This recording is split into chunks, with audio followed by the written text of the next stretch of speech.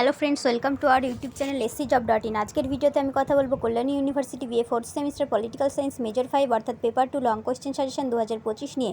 প্রথমে তোমাদের বলে রাখি, ফোর্থ সেমিস্টার পলিটিক্যাল সায়েন্স মেজরে তোমাদের দুটি পেপার পড়তে হবে। একটি হলো পলিটিক্যাল সায়েন্স মেজর 4 অর্থাৎ পেপার 1 এবং পলিটিক্যাল সায়েন্স মেজর 5 অর্থাৎ পেপার 2।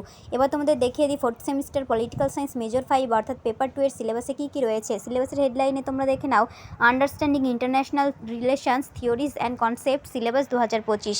ইউনিট 1 আন্তর্জাতিক সম্পর্ক শিক্ষাগত শৃঙ্খলা হিসেবে এর বিকাশের রূপরেখা, আন্তর্জাতিক সম্পর্ক তত্ত্ব কী।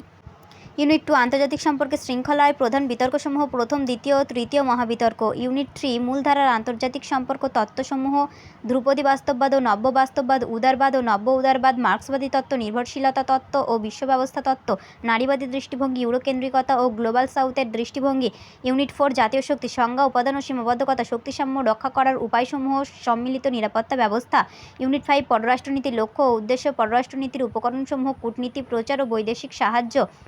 এবার তোমরা দেখে নাও কোন কোন ইউনিট থেকে কী কী প্রশ্ন তোমাদের সাজেশনে রয়েছে। প্রথম প্রশ্ন, তুমি কি মনে করো আন্তর্জাতিক সম্পর্ক একটি স্বতন্ত্র বিষয়? উত্তরের পক্ষে যুক্তি দাও।